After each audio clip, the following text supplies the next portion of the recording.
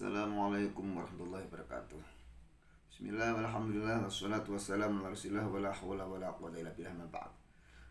Baik, mari kita mengkaji kitab At-Tibyan karya Hadratus Syekh Hasyim Asy'ari. Kita bagian sudah akhir ini. Bismillahirrahmanirrahim. Wa minal ma'lum annahu qad waqa'a al-ikhtilafu fil furu'i baina ashabi Rasulullah sallallahu alaihi wasallam radhiyallahu anhum. Diketahui bahwasanya telah terjadi ikhtilaf, telah terjadi perbedaan pendapat dalam masalah-masalah cabang antara para sahabat Rasulullah Muhammad SAW. Jadi perbedaan pendapat itu telah dimulai sejak zaman sahabat. Satu contoh, ada dua orang sahabat melakukan satu perjalanan. Kemudian mereka tidak mendapatkan air, lalu mereka tayamum karena sudah datang waktu sholat. Kemudian sholat, berjalan lagi, belum habis waktu, ternyata mereka dapatkan air. Nah, dua orang sahabat tadi melakukan satu tindakan yang berbeda. Sahabat yang pertama, dia tidak wudhu dan tidak sholat lagi karena sudah tayamum dan sholat. Seperti yang satunya tidak, karena tadi sholatnya hanya tayamum, belum ada air, sekarang ada air, maka dia kemudian wudhu lalu sholat. Hal ini disampaikan kepada Rasulullah SAW, dan Nabi tidak mengatakan kau berbuat bid'ah, kau salah, kau sesat, kau neraka, tidak. Nabi mengatakan pada yang tidak sholat lagi, engkau mendapatkan pahala karena telah mengikuti sunnahku. Dan kepada yang sholat lagi, wudhu, sholat lagi, Nabi mengatakan engkau dapat dua pahala karena istihadmu. Jadi antar sahabat pun sudah terjadi perbedaan, dan di hadapan Rasulullah SAW keduanya tidak ada yang disalahkan, tidak ada yang dicap sesat, tidak ada yang dicap neraka, tidak ada yang dicap bid'ah, tidak ada dicap dhalalah. Contoh kedua, Nabi berpesan, janganlah kalian sholat asar kecuali setelah sampai di Bani Quraidah. Mereka pun bergegas. Ternyata belum sampai sholat waktunya, belum sampai Bani Quraidah, waktu sholat sudah datang. Mereka jalan terus, ternyata hampir habis waktu sholat, belum juga sampai ke Bani Quraidah. Nah, ada sahabat yang memahami pokoknya sholat itu ya harus sampai Bani Quraidah sebagaimana pesan Nabi. Ada sahabat yang dia sholat asar dulu, baru kemudian melanjutkan perjalanan. Karena ingat, inna sholata kanat 'alal mu'minina kitaban mawquta. Jadi dua sikap yang berbeda. Yang satu sholat dulu, meskipun Nabi memerintahkan sholat di Bani Quraidah. Yang satu lanjut, meskipun sholatnya udah telat. Dan keduanya tidak ada yang disalahkan, tidak ada yang dicap sesat, cap bid'ah, cap dhalalah oleh Rasulullah SAW. Pada masa setelah perang terjadi pengkhianatan, Sayyidina Abu Bakar usul untuk dimaafkan.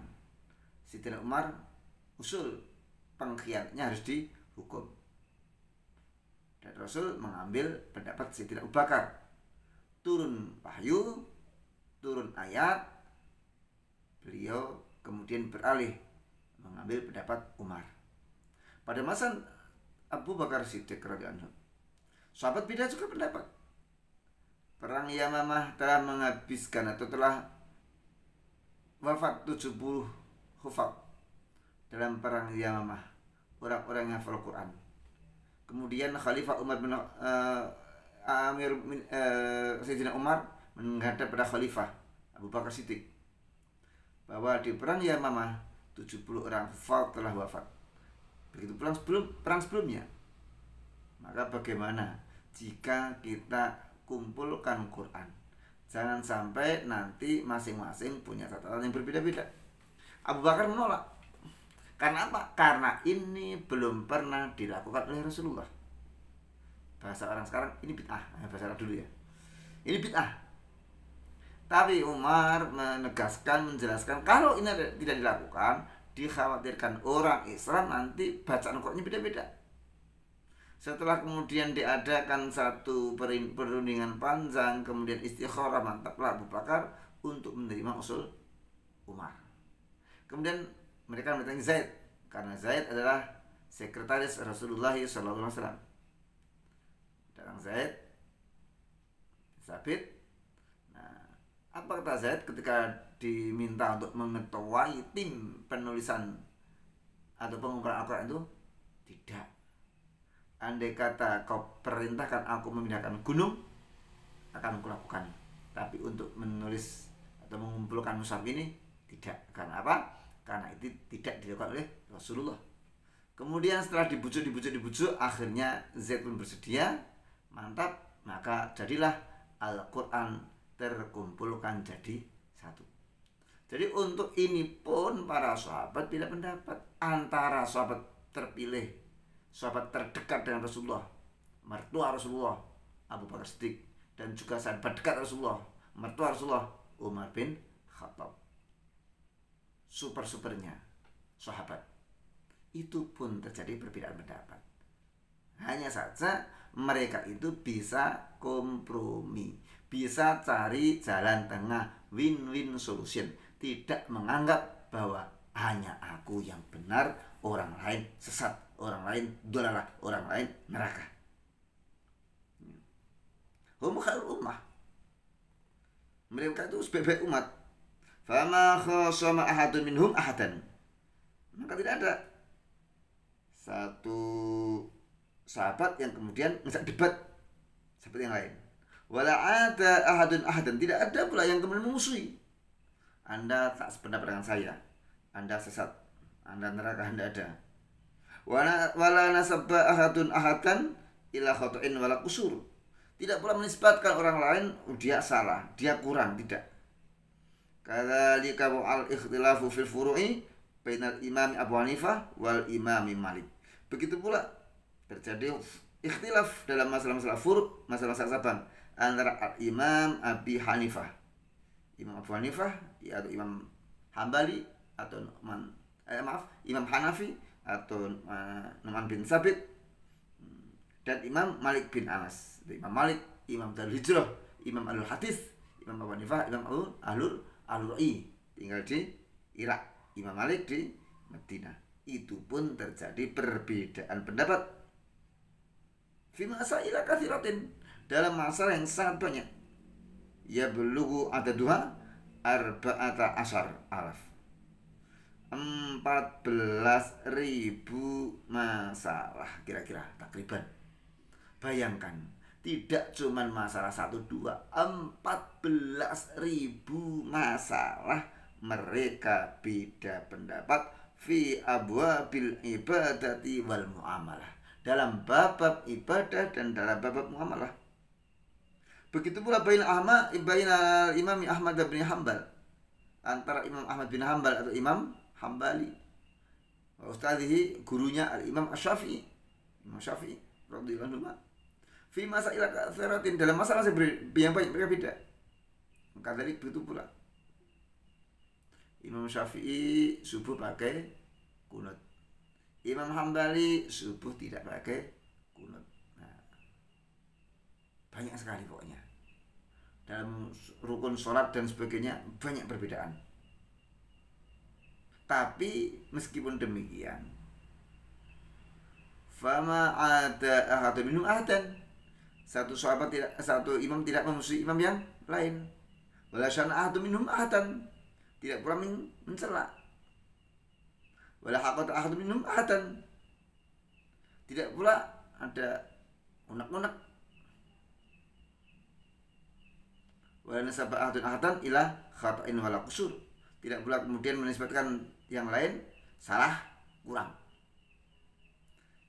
Beda dengan orang sekarang, beda pendapat ngamuk.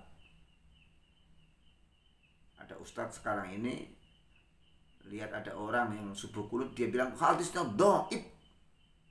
Na'udzubillah min dzalik. Tidak boleh dijadikan hujah, itu bid'ah. betapa beraninya, betapa lancangnya kalau menganggap Imam Syafi'i itu berbuat bid'ah. Karena beliau dapat julukan Nasirus Sunnah, penolong sunnah, dan itu yang memberi julukan adalah para ulama terdahulu yang hebat-hebat, yang senior-senior, bukan ulama ecek-ecek, bukan ustadz abal-abal yang baru belajar agama 3 atau 4 tahun kemarin, bukan. Julukannya Nasirus Sunnah, penolong sunnah. Ada lagi yang bilang Bismillah, menjaharkan Bismillah itu hadisnya doif. Doif itu duga-dugaan. Orang yang mengamalkan hadis doif itu dusta-dusta perkataan. Na'udzubillahi min dzalik. Padahal Imam Syafi'i itu mengeraskan Bismillah, dan mazhabnya diikuti jutaan orang. Berarti secara tidak langsung ngecap, ngeklaim jutaan orang itu sebagai pengamal hadis doif, pengamal sedusta-dusta hadis. Na'udzubillah, tuman na'udzubillah. Bala yazaluna yatahabuna wa yatasafuna li ikhwanihim. Bahkan mereka itu senantiasa saling mencintai, saling menyintai, love, tidak memusuhi, dan memberi sifat itu sifat yang baik-baik, memuji. Imam Hambali itu dalam sholat itu mendoakan Imam Syafi'i dalam sholat, dan itu dilakukan 40 tahun lamanya, meskipun mereka beda pendapat. Seorang murid Imam Hambali mengadu, saya mengikut Anda, tapi di kampung saya orang kalau subuh bersabut, bagaimana? Apa yang harus saya lakukan? Ikut kunut. Nah, itu Imam Hambali. Imam Hambali itu imam panutannya Ibnu Taimiyah. Ibnu Taimiyah itu imam panutannya orang-orang Salafi Wahabi.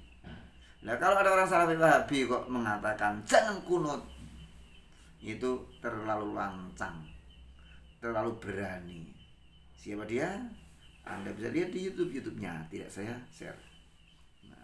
Wa yad'u kullu wahidin lahum bi kulli khair, dan masing-masing mendoakan dengan doa yang baik. Nah, doa ini apik-apik. Imam Syafi'i itu memuji Imam Hambali, Imam Hambali itu memuji Imam Syafi'i. Imam Hambali mau berguru pada Imam Syafi'i, meskipun mereka tetap berbeda pendapat, jauh berbeda dengan orang sekarang yang ngegul-gul ke pendapatnya sendiri. Demikian, assalamualaikum warahmatullahi wabarakatuh.